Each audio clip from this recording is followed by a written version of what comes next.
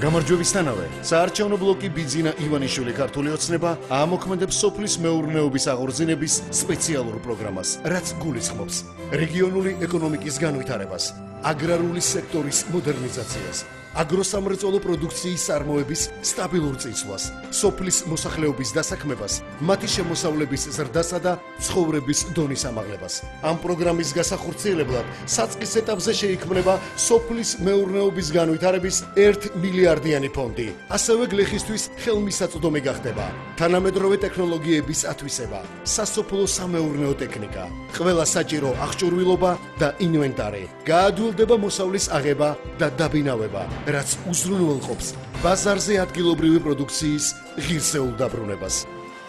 ეს სიტყვაც გაადლებთ, რომ ყველა სოფელს და თითოეულ ოჯახს კეთილდღეობის გზაზე დავაყენებთ.